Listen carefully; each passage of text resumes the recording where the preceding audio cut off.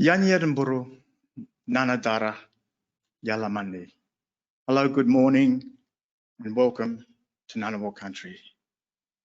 I'm here to perform a welcome to country on behalf of my mum, who's unfortunately taken ill, but like the fighter she is, she'll get through it. And she always gives a phone call to me straight away when she can't come, which I'm more than happy to do. It's a privilege to perform a welcome to country. A welcome to country is an ancient tradition that's been performed for over 100,000 years. It keeps the safe passage through your country every single day that your footprints are on the country that you're on. You're on Ngunnawal country. It was and will always be Ngunnawal country. I'd like to pay my respects to Ngunnawal ancestors. It's their footprints that they're left behind on this beautiful country called Canberra that we follow each and every day of our lives. I'd also like to pay my respects to Ngunnawal elders, past, present, and also like myself that are coming through to keep the tradition alive. I'd also like to pay my respects to other brothers and sisters here and online as well, and other cultures as well. It's important that we all walk together, because walking together means true, real reconciliation. On behalf of my mum's country, Ngunnawal country, Yalamandi Nanadara, welcome to Ngunnawal country. I'd also like to acknowledge Your Excellencies and those that are in the field doing the hard work for our children. It is a tough slog, but I'm sure each and every one of you that sits around the table, that wisely puts those words into policies, we will move forward. But our number one goal is to the safe and well-being of our children. Thank you.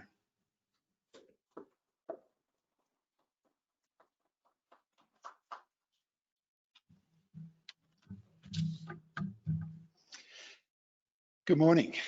Thank you for all coming out today. First of all, I'd like to thank Richie for that great welcome to country and pay my respects to the Ngunnawal people and their elders past, present and emerging. It's my great honour to acknowledge Their Excellencies, the Governor-General, the Honourable David Hurley and Mrs. Linda Hurley, as well as all other esteemed guests with us today. This morning, the Governor-General, NAPCAN's patron, will be launching the 30th anniversary of National Child Protection Week. The theme this year is putting children first. This provides an opportunity for all of us to reflect on how we can play our part to contribute to stronger communities where children are safe and thriving. But unfortunately, due to the pandemic, the last 6 months have been very difficult for many families, and it's more important than ever that the campaign's key message, putting children first, gets heard. Therefore, this year we're broadcasting today's launch online, and over National Child Protection Week, we'll be delivering an incredible lineup of experts and key thinkers via webinars. They will be sharing their knowledge and experience with us and challenging us all to play our part to prevent child abuse and neglect before it happens. As always with National Child Protection Week, our purpose is to make protecting children everybody's business and encouraging as many new conversations as possible about how communities can bring about the change needed to achieve a safer, fairer Australia for every child. On that note, I'd like to invite His Excellency, the Governor-General of Australia, the Honourable David Hurley, to formally launch this year's National Child Protection Week campaign.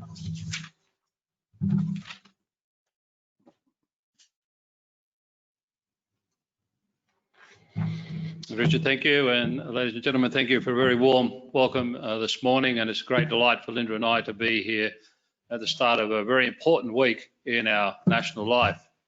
I also begin by thanking the Ngunnawal people for looking after this such a beautiful part of our country so well for generation after generation, and I thank them for that and pay respect to their elders and past and present. Can I recognise Mr. Richard Brook, the CEO, Dr. Susan Packer, a board director for NAPCAN, Ms. Jodie Griffiths-Cook from the ACT Human Rights Commission, Mr. Richard Dennis, the Chief Economist for the Australian Institute, ladies and gentlemen, all those joining us online today. Over the last month, Linda and I have been in a virtual world, like many, as we've contacted the mayors and Lord Mayors of the suburbs, the surrounds of the greater Melbourne metropolitan area, and then those local government areas adjacent to Melbourne, and the mayors of the local government areas that have been affected by bushfire and are still in recovery, and we have a rolling program of contact with them. This has been an important thing to do. We spent about half an hour to 40 minutes with the Mayor and CEO or General Manager equivalent discussing what's occurring in their particular area, either as a direct result of the health impact of the pandemic or the second order economic effects that are affecting their particular area. And throughout those conversations, you're always very mindful that this is where the face-to-face contact with the community happens. Federal and state government are the big muscle movers, policy and funding, but looking people in the eye, delivering services, checking that people have food and so on is down at that level. And one of the constants in those conversations is the impact of the current environment on children of all ages.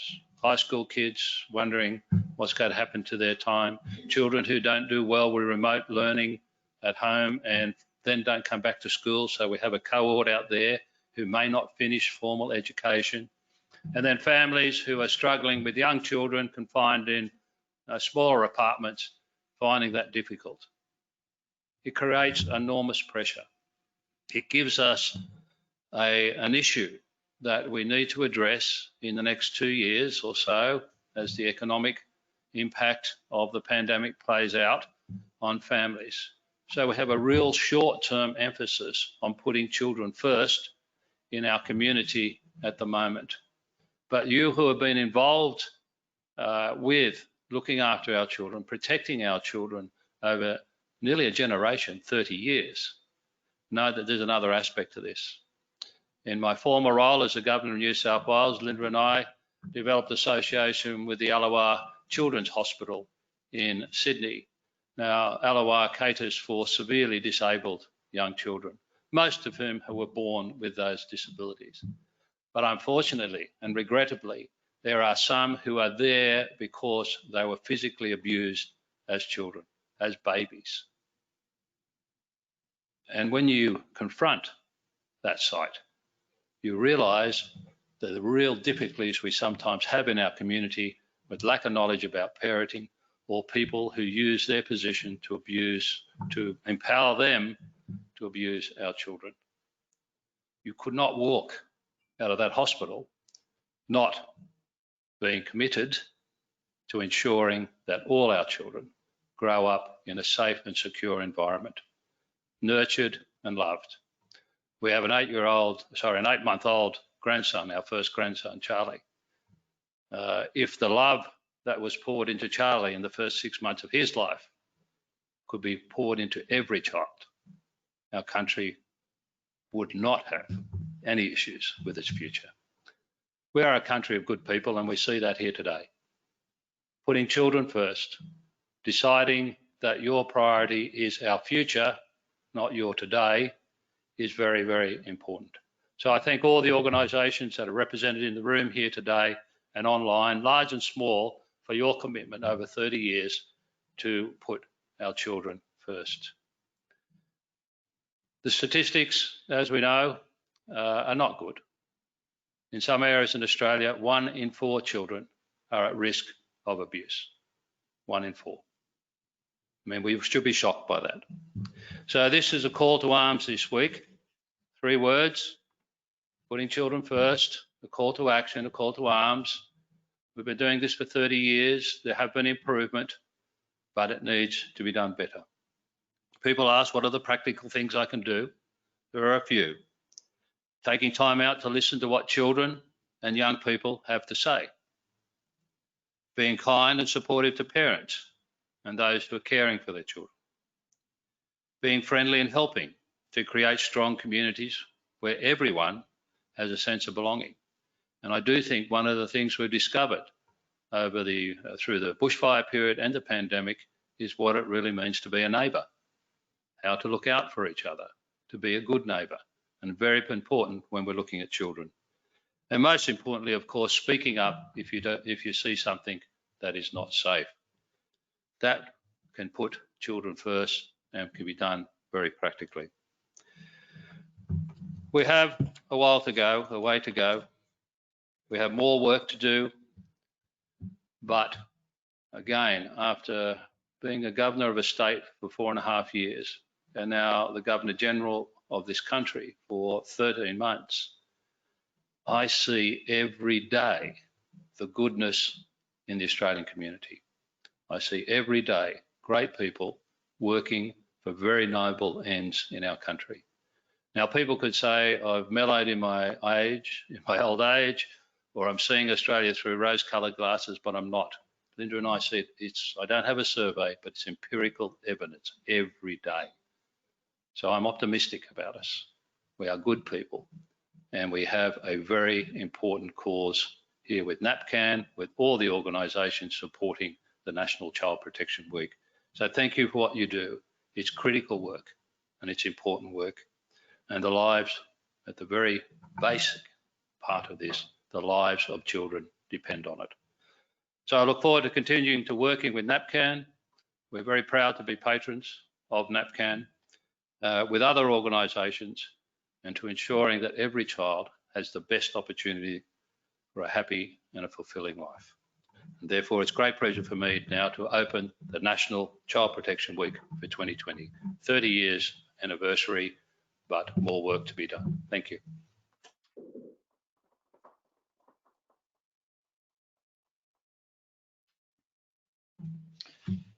Thank you, Governor General, for your great thoughts and your call to action. Thank you. I'd now like to introduce Dr. Richard Dennis, who tells me he's a bit rusty. He's been locked away at home for a while. He's the Chief Economist and former Executive Director of the Australian Institute. Many of you, I think, already would know him. He's a prominent Australian economist, author, public policy commentator, and former Associate Professor at the Crawford School of Public Policy at ANU. I look forward to Richard's insights on how we can, as a society, put children first, as we grapple with a pandemic that has disrupted the daily lives of children and gravely impacted the livelihoods of many parents and children. Thank you.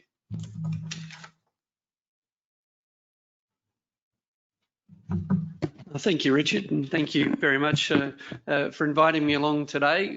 For everyone at NAPCAN for inviting me along. It's an honour, and thank you to His Excellency the Governor General for opening today's events.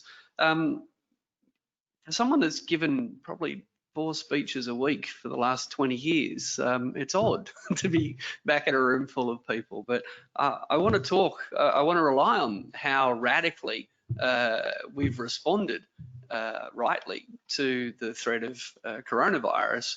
I think that's central to the challenge that we've been set today. How do we make protecting children everybody's business? So yeah, thank you for the invitation. Thank you for having a physical event to come and speak at. Of course, the advantage of Zoom is that no one can heckle you, but it is nice to take the risk with an actual audience again. In the last 6 months, Australia has changed radically. Again, my life's changed radically. I usually travel far more than most, as do perhaps many of the people in this room. I mix with a lot more people usually than I do now.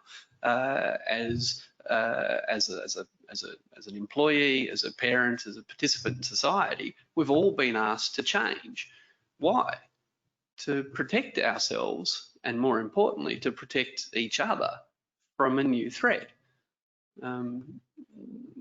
People living in Victoria, if they're listening today, know just how onerous the obligations that we as a community have put on our citizens to say, in order to protect your fellow citizens, we would ask you to do something extraordinary. To be crystal clear, I 100% support the decisions made around the country by state premiers advised by their chief medical officers. Obviously, there's controversy about it, but I'm not in the room, and to those state premiers, to those health ministers who are receiving that advice, even if they come to different decisions, I don't doubt for a minute that every decision maker in Australia who's grappled with how to protect their community from a new threat, I don't doubt for a minute that they've taken that obligation seriously. And as an economist, I can assure you that we have never, as a society, responded to a threat so quickly, so expensively as we have to the threat of coronavirus. And again, to be clear, I'm glad we have. So why then can't we change our society to protect children? What is it that holds us back? What are the usual excuses that we're given individually and collectively about why change is so hard? Well, of course, the usual excuse for continuing a problem is that, oh, it's hard to get people to change. No, it's not. Look around. Look literally around this room. We know how to change people's behaviour when the stakes are high. We know how to change people's behaviour when we want to. So when we're told that we can't change personal behaviour, community behaviour or government behaviour in order to protect children because it's hard to drive change, we know that's not true anymore. It's obvious that change is easy when we're determined to pursue it. What's the other main reason that we're told it's impossible to make certain changes? There's no money. We'd love to put more support into severely disabled kids in a hospital. We'd love to do that, but the budget surplus, but have to cut taxes, but whatever other priority you can think of. Well, again, what have we learnt in the last 6 months? There's no constraint. There is absolutely no constraint. Australia is one of the richest countries in the world. We live at the richest point in world history. Australia's economy, Australia's GDP, our national income is bigger than Russia's. We are not a small country. We are one of the richest countries the world has ever known. And in the last 6 months, we have seen quite literally that when a government is motivated to solve a problem, when a government is, all governments, state and federal, are motivated to protect us from a new risk, literally hundreds of billions of dollars can be found. This is good. This is right. This is how we should behave. So going forward, when someone says to you, I agree with you in principle that we should do everything to protect children. It's everybody's business to protect children. The next time someone says they agree with you and follows up with, but there's no money, we know that's not true. Now, let's be clear. I'm an economist. We cannot afford to do everything we want, but we can afford to do anything we want. This is a very important distinction. And what we have chosen to do in the last 6 months, rightly, is to not just reorganise our society, reorganise our individual behaviour, but reorganise our economy because we wanted to protect people from a new risk. We can do that whenever we want. We have chosen not to do that for decades when it comes to a range of problems. We have chosen not to do that. We have chosen to not put enough money collectively, state and federal, over decades, into everything from acute care for children in chronic need to supporting parents make better choices. One of the first things we discovered when coronavirus hit was that some schools didn't have soap in their toilets. Just think about that. There were schools that were saving money by not putting soap in the toilets of our schools. We are one of the richest countries in the world, and some of our schools thought soap was a bit too expensive. Now, it's okay. We need to recognise this. We need to stare into it. And as the Governor-General challenged us, we need to think about what we can do to make these problems visible so that we can address them. So my opening point really is that coronavirus, while an enormous threat to our economy, an enormous threat to our society, an enormous threat to our health, is actually an enormous wake-up call. It's an enormous reality check that makes it crystal clear that when a nation state as wealthy as Australia faces a challenge, it can respond however it wants. And we have responded better than most countries, and we should be proud of that. The question is, what other challenges do we want to respond to? Now, again, in no way am I suggesting that we shouldn't continue to take the health advice associated with coronavirus. Not at all. But let's consider the following. We know that coronavirus typically is most dangerous for older Australians, of which I'm fast becoming one. Would we respond? Would we respond as quickly to something that affects children? I don't know. But we do know that as a society, we're asking young people, we're asking children to go without school, we're asking young families to go without their community, we're asking people to go without work to protect a small group in our society. The group that's at most vulnerable are older Australians. And I, for one, am happy to participate in that. Well, there's another group in our society, another small group that's incredibly vulnerable, and it's far quieter. It has far less access. It has far less access to the democratic process. By definition, children don't even get a vote. The question is, what are we going to do to rise to that challenge? If it's everybody's business, it's our business. But we need to understand that children can't speak for themselves in our democratic debates. They can't speak for themselves in so many literal ways and in so many structural ways. So it's entirely beholden on us to do that. Now, I'm an economist. Apologies again for that. Economists are often accused of knowing the price of everything and the value of nothing. I think that's true. We cannot, my profession cannot put a value on most of the most valuable things in our society.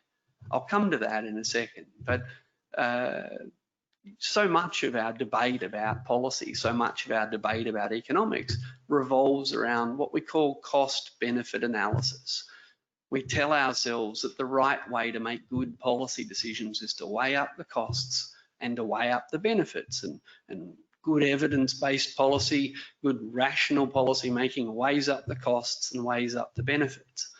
Well, I want us to reflect on that today, about the costs and benefits of protecting children. But before I do that, I mean this quite literally. The one thing, I think, the one thing that unites everyone in a democracy is that we were all children once. We all know what it's like to be a kid. We all know what kids want and need. We all know how scary it can be to be a kid.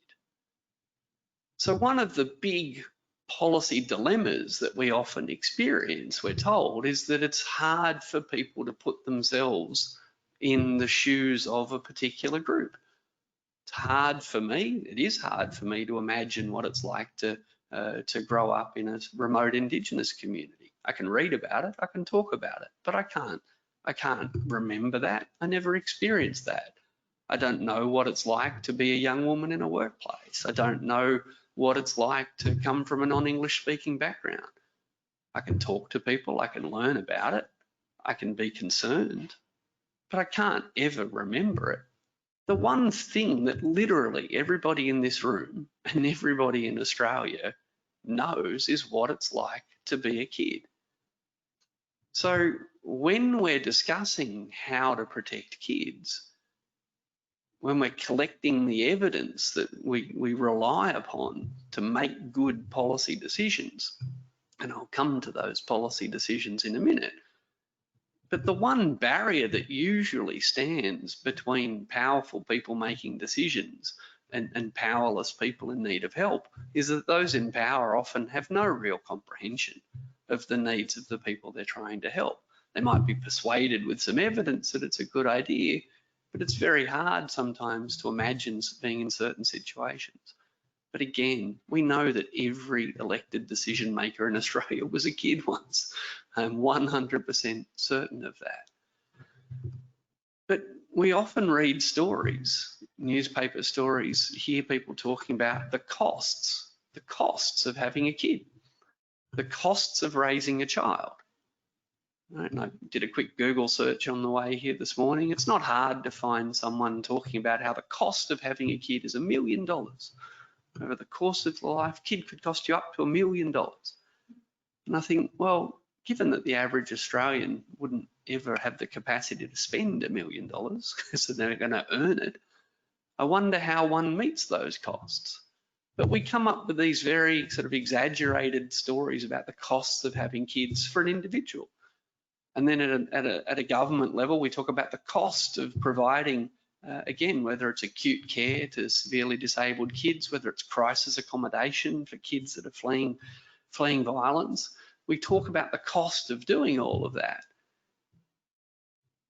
But the hard part and the important part of economics and, of course, democracy is weighing that up against the benefits.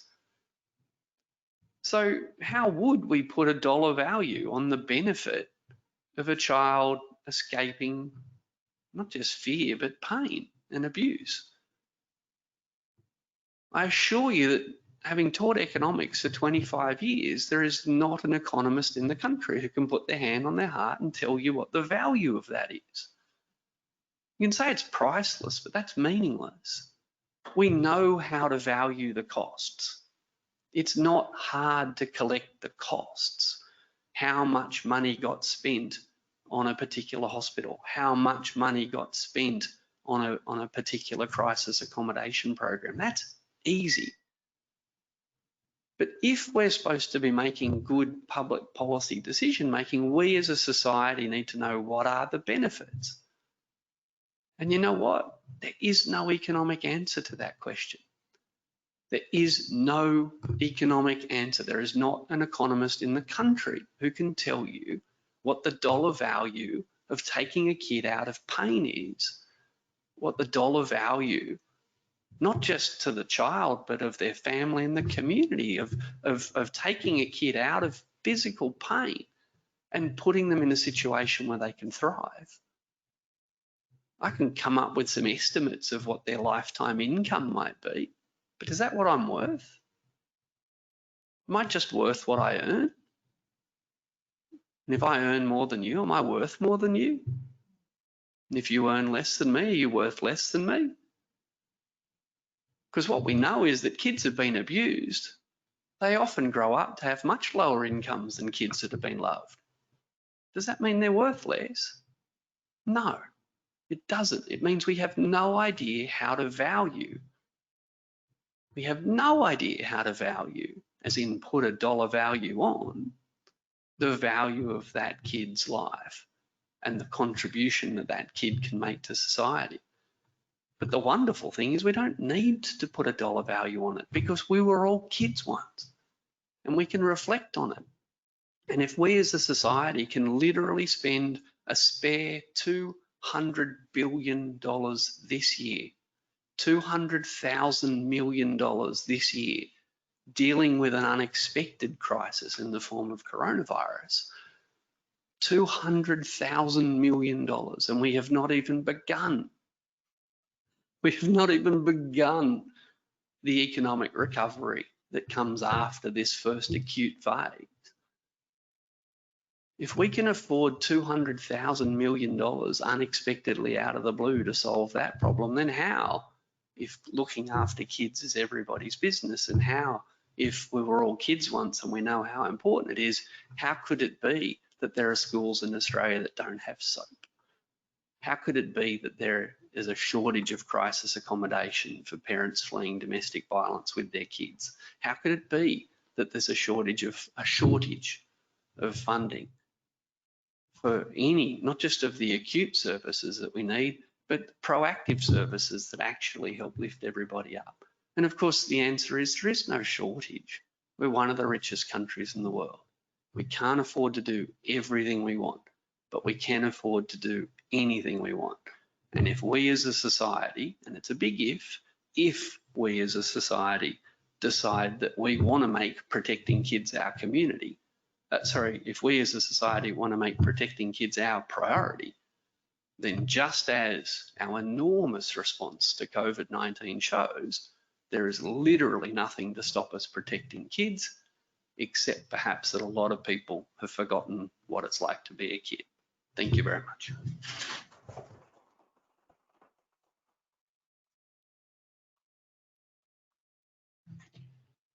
Wow, thank you, Richard, for that great speech. It's left us a lot to think about over the next week, and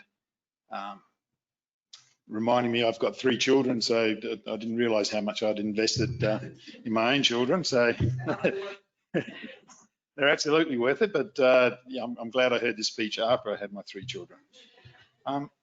So look, as I wrap up this morning's launch, I'd like to acknowledge and thank a number of people. In particular, first, my amazing team at NAPCAN, led by Lisa, who's hiding up the back of the room. You've done an incredible job in this huge amount of work that it takes to put on National Child Protection Week, and also this year with the particular challenges with the COVID and not being able to travel, not being able to do live events, and shifting the platform to online. So thank you. Your work is much appreciated. I'd also like to take the opportunity to thank and recognise the NAPCAN board members, but in particular Sue Packer, who's with us today. Sue's been an important part of NAPCAN over the last probably more than 30 years, and she's been a very important part of National Child Protection Week over that time as well. And she's been an inspiration to me, and I suspect to many others. So thank you, Sue, for your dedication. Lastly, but very importantly, I'd like to thank and recognise all the staff in the child protection sector who dedicate themselves every day to the protection and safety of our children. So thank you. And then before I leave, I'll leave you with a final message along the lines of today's theme, that to treat all Australian children fairly, we need to make sure that every community in the country has what kids need to thrive and be healthy. But we know that's not the case today. Therefore, in National Child Protection Week, we're calling out for everyone to play their part, large or small, to putting children first, so all Australian children have access to safe communities to live, play and learn. Now, I'd like to also thank our online audience for joining us today, and please see the NAPCAN website for lots of great prevention resources and a list of webinars coming up. All the webinars will be available online to replay afterwards. And that wraps up today's proceedings. Thank you. All the people in the room, we do have morning tea outside, and we're all welcome to join us. Thank you.